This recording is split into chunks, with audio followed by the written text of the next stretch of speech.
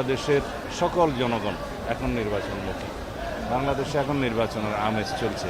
এই অবস্থায় কোনো দল যদি বিভ্রান্তি সৃষ্টি করে, নির্বাচনের পথে বাধা সৃষ্টি করে, জনগণ তাদেরকে চিহ্নিত করবে এবং রাজনৈতিকভাবে তাদেরকে প্রত্যাখ্যান করার সম্ভাবনা আছে। পিআর পদ্ধতি হচ্ছে একটা পার্মানেন্ট রেস্টলেসনেস পদ্ধতি এবং কোনো স্থায়ী সরকার ব্যবস্থা প্রতিষ্ঠিত হয় না সুষ্ঠু প্রক্রিয়ায়।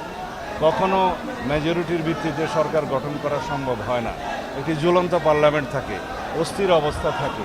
বাংলাদেশের মানুষ পিআর পদ্ধতির বিপক্ষে, একটা জরিপে দেখলাম 56% মানুষ পিআর পদ্ধতির বিরুদ্ধে।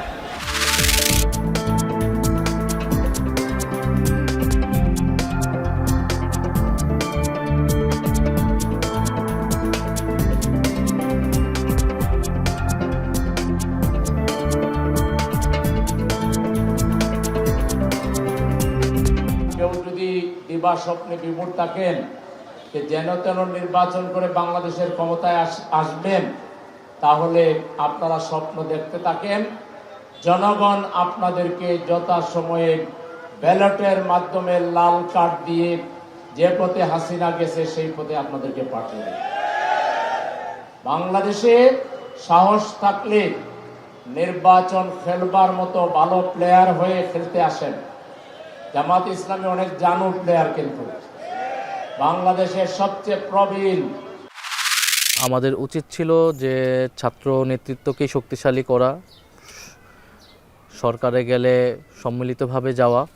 এটা আমরা নাগরিক সমাজ বা রাজনৈতিক দলকে আমরা যে বিশ্বাসটা করেছিলাম বা তাদেরকে আস্থা রাখতেছিলাম, সেই জায়গায় আসলে আমরা প্রতারিত হয়েছি। অনেক উপদেষ্টার তাদের নিজেদের আখের গুছিয়েছে অথবা গণ অভ্যুত্থানের সাথে বিট্রে করেছে।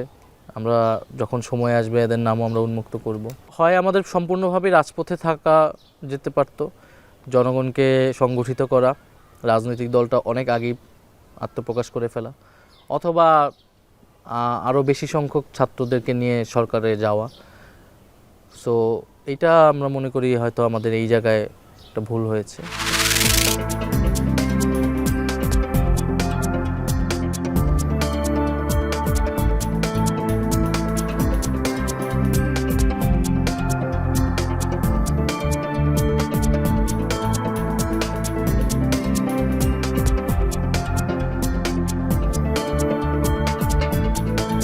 পাকিস্তানের সিনেটর মুশতাককে যেভাবে অ্যারেস্ট করা হয়েছে, আমরা আশঙ্কা করছি আমাদের শহীদুল আলম ভাইকেও আগামীকাল বা আজকে রাত্রে তাকে অ্যারেস্ট করতে পারে ইসরায়েলি দখলদারি। তাদের যেতে দেওয়া হয়নি, তো গ্রেটা সহ অন্যান্য যে অ্যাক্টিভিস্টদের গ্রেফতার করা হয়েছে, আমরা অনতিবিলম্বে তাদের মুক্তি দাবি করছি।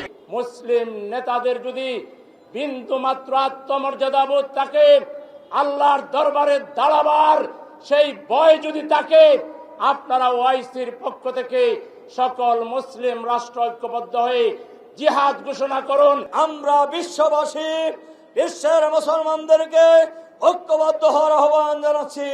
যতদিন ফিলিস্তিন মুক্ত না হবে ততদিন আমরা ঐক্যবদ্ধভাবে আমাদের সংগ্রাম অব্যাহত রাখবো ইনশাআল্লাহ।